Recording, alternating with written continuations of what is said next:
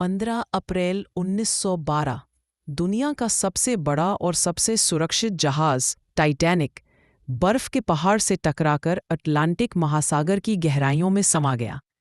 1500 से ज्यादा लोग मारे गए और ये इतिहास की सबसे बड़ी समुद्री त्रासदी बन गई। लेकिन क्या वाकई टाइटैनिक गलती से डूबा था या इसके पीछे छिपा था दुनिया का सबसे बड़ा इंश्योरेंस फ्रॉड?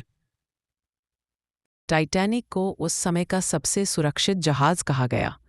10 अप्रैल 1912 को यह इंग्लैंड के साउथहैम्पटन से न्यूयॉर्क के लिए रवाना हुआ, लेकिन 14 अप्रैल की रात यह एक आइसबर्ग से टकराया और 15 अप्रैल की सुबह जहाज समुद्र की गहराई में चला गया।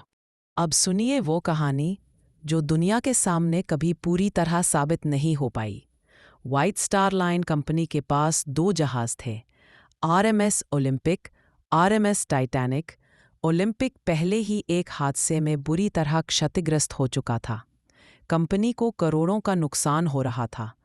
थ्योरी कहती है कि कंपनी ने ओलंपिक और टाइटैनिक को बदल दिया और न्यूयॉर्क की पहली यात्रा पर भेजा गया जहाज असल में ओलंपिक था, जिसे पहले ही मरम्मत की ज़रूरत थी। योजना ये थी कि जहाज को डुबो दिया जाए और इंश्योरेंस क्लेम से अरबों की भरपाई की जाए। टाइटैनिक पर लाइफबोट्स की संख्या बहुत कम थी। कई बड़े बिजनेसमैन और अमीर लोग अचानक यात्रा से उतर गए। कुछ क्रू मेंबर्स को आखिरी समय पर हटा दिया गया। डूबने के बाद कंपनी ने इंश्योरेंस से भारी रकम वसूली। ये बातें इंश्योरेंस फ्रॉड थ्योरी को और मजबूत बनाती है। कुछ विशेषज्ञ कहते हैं कि टाइटैनिक में पहले से ही आग लगी हुई थी, कोयले के भंडारण में, जिसने जहाज की दीवारों को कमज़ोर कर दिया। आइसबर्ग टकराने के बाद वह तुरंत टूट गया, यानी हादसा असली था।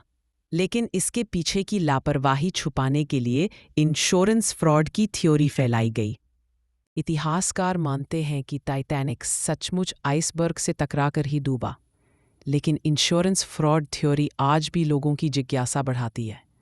शायद यही वजह है कि 100 साल से ज़्यादा समय बाद भी टाइटैनिक रहस्य और विवाद का प्रतीक बना हुआ है। तो दोस्तों, टाइटैनिक, क्या ये सिर्फ एक हादसा था या फिर इतिहास का सबसे बड़ा इंश्योरेंस स्कैम? सच शायद कभी सामने ना आए, लेकिन एक बात तय है, टाइटैनिक की डूबने की कहानी हमेशा दुनिया को चौंकाती रहेगी। अगर आपको ये वीडियो पसंद आया हो तो लाइक और शेयर ज़रूर करें और ऐसे ही अनकहे किस्सों के लिए हमारे चैनल को सब्सक्राइब करें। धन्यवाद।